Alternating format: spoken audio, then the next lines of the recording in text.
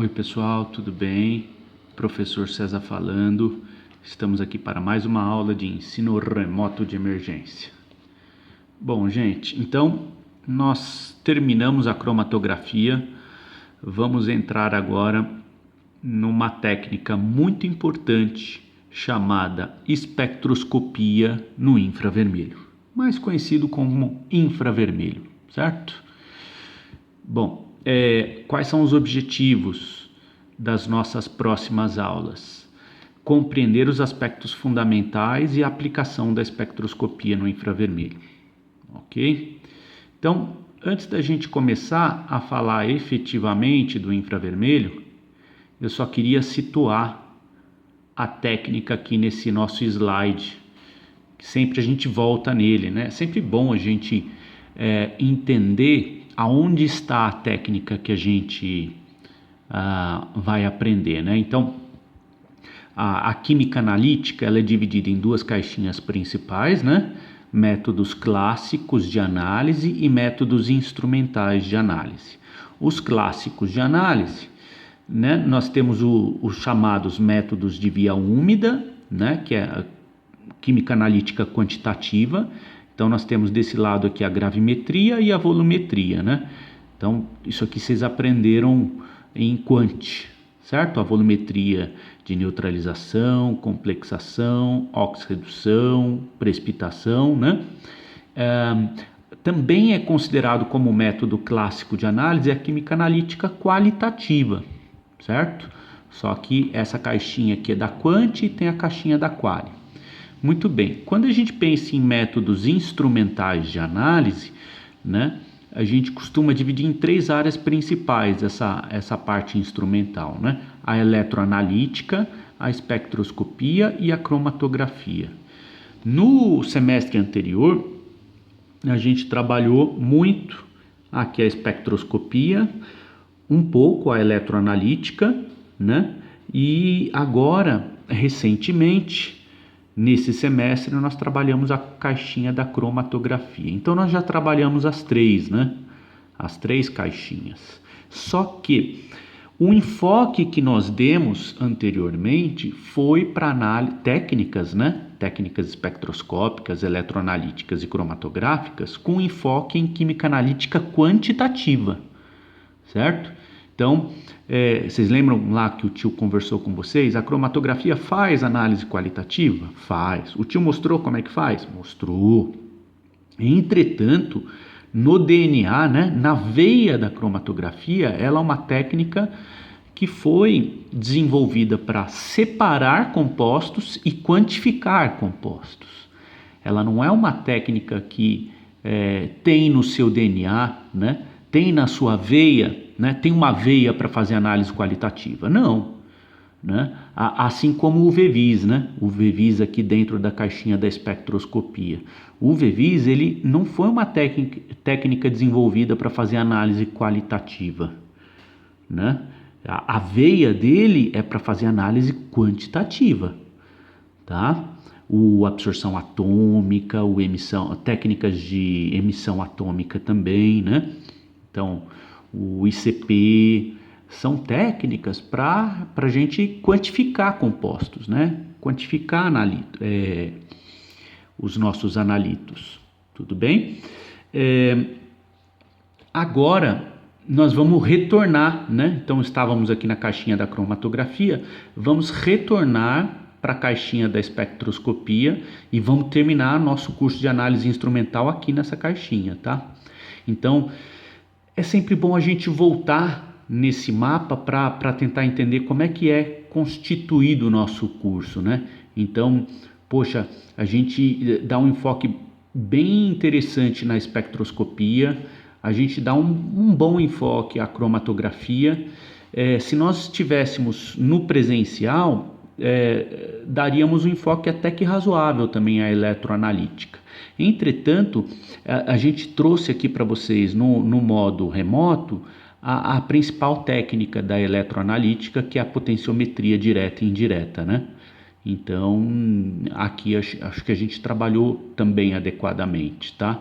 Então, estamos trabalhando aí as três principais áreas da análise instrumental de maneira adequada, creio eu, tá? Só que agora, gente, como a gente está retornando à caixinha da espectroscopia, é interessante a gente colocar o seguinte: vai mudar o enfoque. Então, se até agora nós trabalhamos técnicas que possuíam em seu DNA o viés, né, para fazer análise quantitativa, agora mudou. Agora nós vamos trabalhar técnicas que possuem no seu DNA, né, que foram desenvolvidas principalmente para fazer análise qualitativa de compostos orgânicos, tá? Então, e aqui é muito interessante a gente pensar por que, por exemplo, o ICP não dá para fazer análise qualitativa de um composto orgânico? Porque ICP trabalha com alta temperatura, né? Se ele trabalha com alta temperatura, ele destrói as ligações químicas do carbono-carbono, né? Carbono-oxigênio, né? Ele rompe com essas ligações, então não tem como eu caracterizar compostos orgânicos. Então é isso que a gente vai fazer aqui agora, né? Vocês devem ter percebido, por exemplo, quando a gente faz um olhar no retrovisor, né? Quando a gente olha para o retrovisor, a cromatografia é uma técnica para fazer principalmente análise quantitativa de compostos orgânicos, principalmente, né? Ele faz análise quantitativa de compostos inorgânicos. Bom, se no cromatógrafo gasoso eu complexar um metal, né? E esse complexo for né? For facilmente evaporável, esse termo está esquisito. Se eu conseguir transformar ele em vapor de maneira fácil, né? Então daria para utilizar a cromatografia. Mas veja que a cromatografia não é uma técnica para fazer análise de metais, né? Ela não foi desenvolvida para isso, percebe? Então a gente precisa ter essas noções. A espectroscopia, quando a gente vai para UV-Vis, para a absorção atômica e para o ICP e para a fotometria de chama, né, você percebe que são técnicas que foram desenvolvidas principalmente para análise de metais, né? Então, o ICP, o fotômetro de chama e a absorção atômica, tanto de chama quanto de forno de grafite, são utilizados muito para fazer análise de metais, né? Então eles estão trabalhando com alta temperatura, metal tranquilamente trabalha com alta temperatura, né? O UV-Vis, ele faz, além de análise de metais, ele também faz análise de orgânico, tá? Como eu coloco lá o meu material na cubeta, ou seja, eu não arrebento ele com temperatura, então dá sim para fazer análise de compostos orgânicos no UV-Vis, análise quantitativa e qualitativa. Lembrando que o UV-Vis nasceu para fazer análise quantitativa, tá? Então, estamos comentando esses aspectos para contextualizar a nossa técnica de hoje, certo? Então, mudou, inverteu a chave.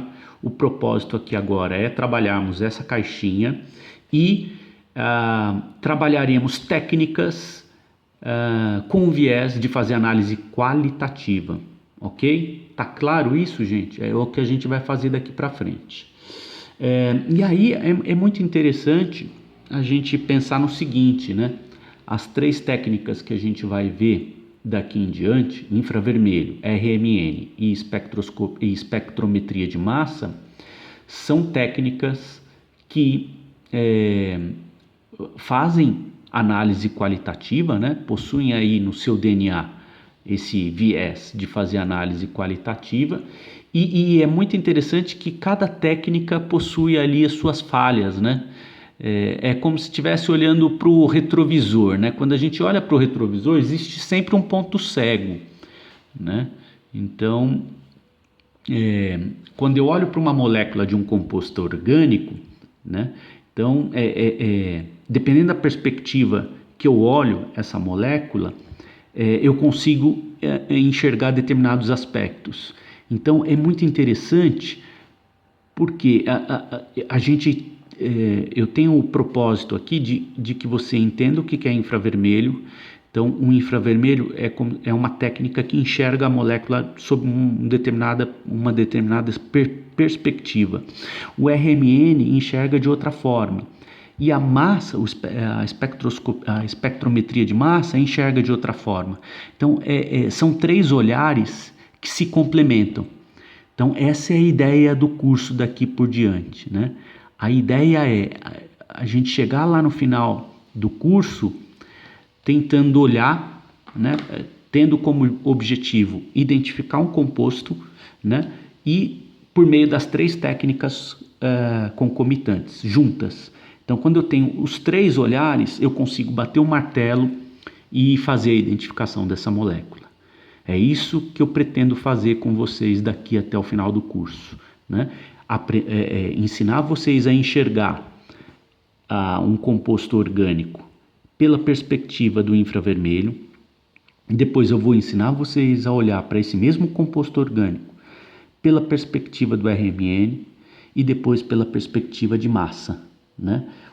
Tendo essas 3 visões, essas 3 perspectivas, você bate o martelo e diz para mim o que tem aqui, certo? É isso que a gente vai fazer daqui para frente. Devagarinho, a gente vai filmando os vídeos e tudo mais, vai construindo os conceitos e aí você vai aprender a fazer isso. Legal, né? Então a gente vai aprender a fazer análise qualitativa daqui para frente. Beleza? Bom, qual é o caminho da técnica do infravermelho daqui para frente? Então, inicialmente, a gente vai relembrar alguns conceitos e fórmulas fundamentais já trabalhados com vocês lá na introdução à espectroscopia. Depois, vamos fazer uma definição de espectroscopia no infravermelho, vamos falar um pouquinho do princípio do método, depois vamos ver como é que a gente faz análise qualitativa e como fazer análise quantitativa. Num quinto momento, a gente vai fazer análise qualitativa interpretando os espectros de absorção no infravermelho. Então, a gente vai aprender a interpretar espectros. Depois, nós vamos ver os tipos de equipamentos de infravermelho. Vamos ver num 7º momento a instrumentação no detalhe, tá? Então, aqui inicialmente, quando a gente for trabalhar o princípio do método, a gente vai ver um esquema, né, um rascunho de como é que é a instrumentação.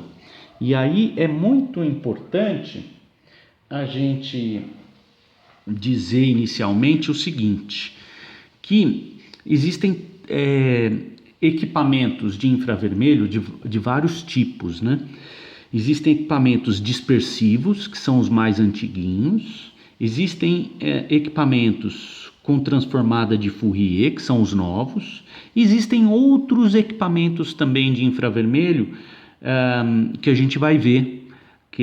Então tem um tipo de equipamento chamado ATR, né? Também vamos ver a instrumentação desse equipamento. O que acontece? Todo o nosso discurso até aqui, até o item 7, vai ser baseado em equipamentos dispersivos, que eu acho que nem existe mais para vender, tá? São os equipamentos mais antigos. Por que é interessante a gente estudar esse equipamento dispersivo e antigo, né? Porque ele se assemelha muito a um UV-Vis, né? Então é muito legal porque o UV-Vis você já aprendeu, né? Então se a gente estuda uma técnica muito parecida com aquela que a gente aprendeu, fica mais fácil de entender. Então a gente vai entender toda a parte teórica de infravermelho baseado num tipo de equipamento antigo que você pode até trabalhar com ele na indústria, mas são equipamentos que estão caindo em desuso, né? Mas são equipamentos que são bem interessantes para a gente entender a técnica.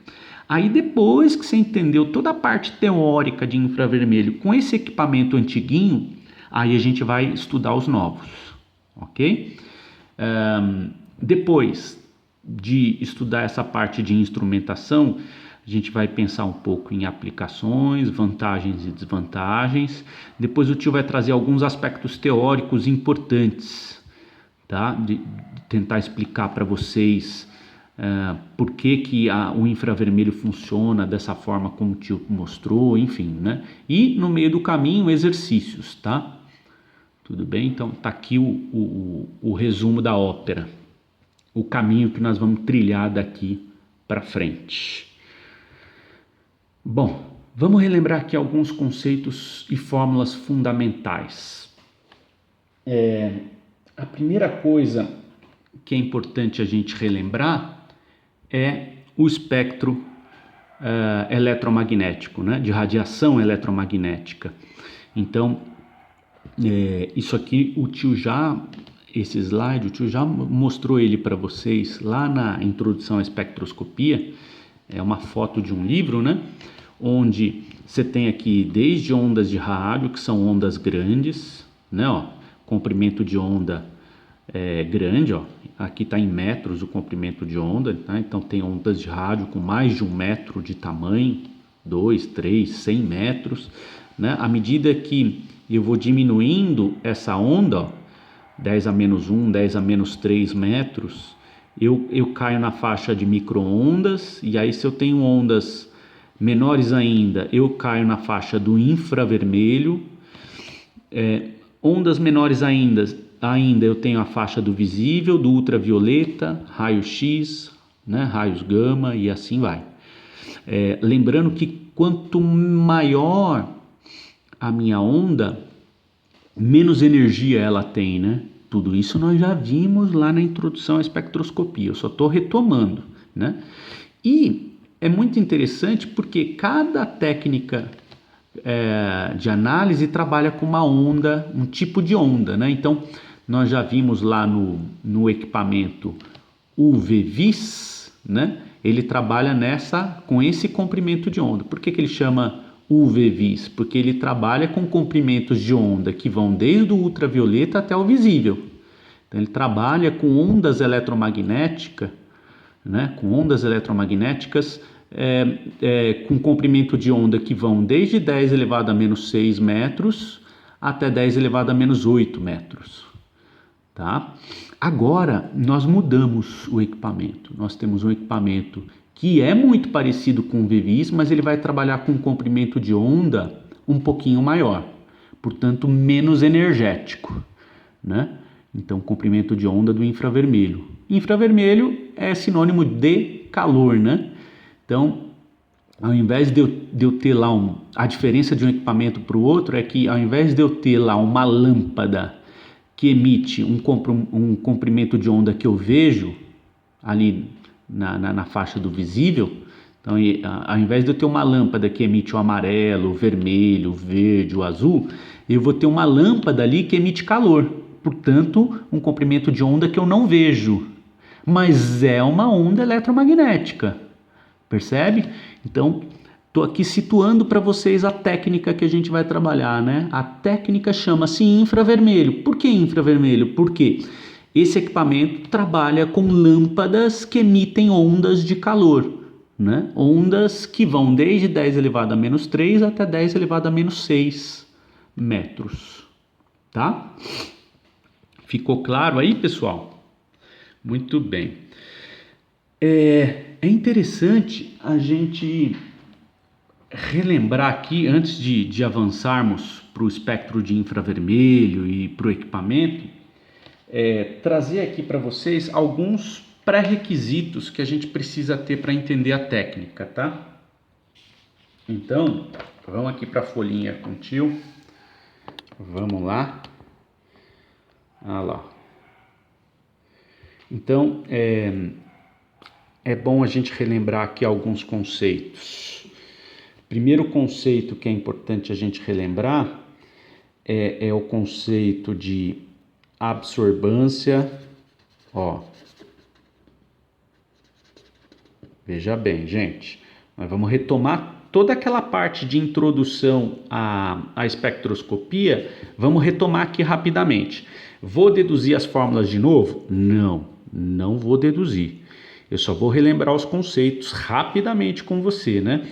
Então, existe o conceito de absorbância, o conceito de transmitância,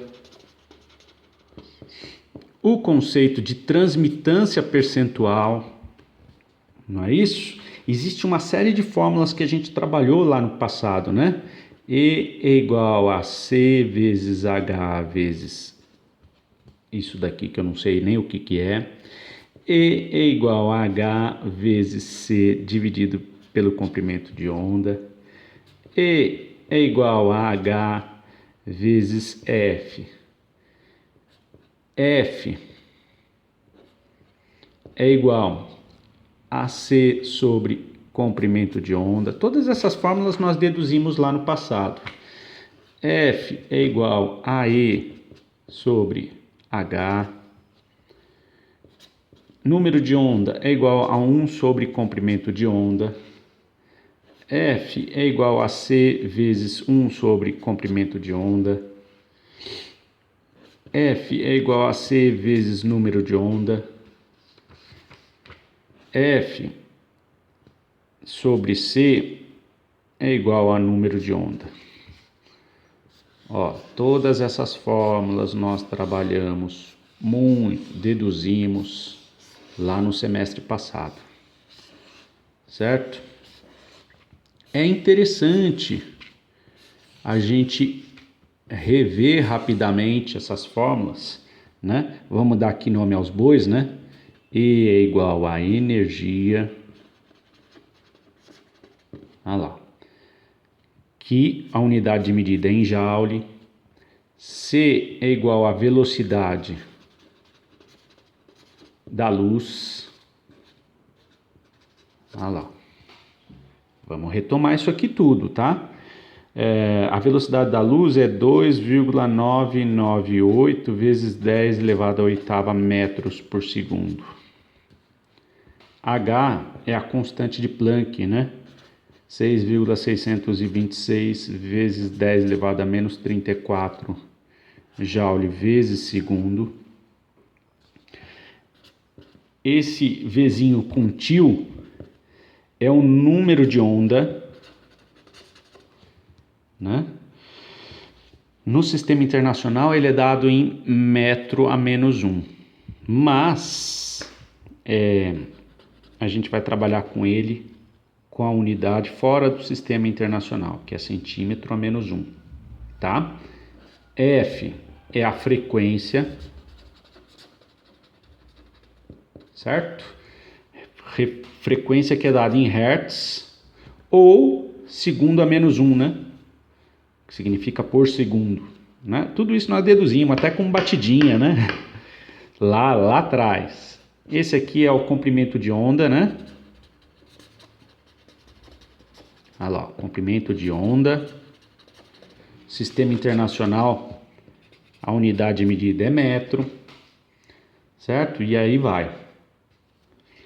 Acho que é isso, né? Acho que eu dei nome para todo mundo. Por que eu estou falando isso, gente?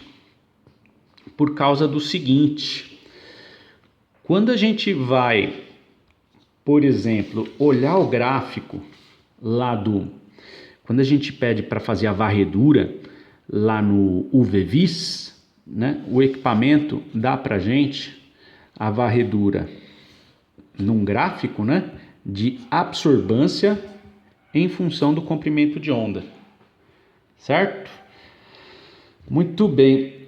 O equipamento que a gente vai ver agora é um equipamento muito parecido, né? Chamado infravermelho.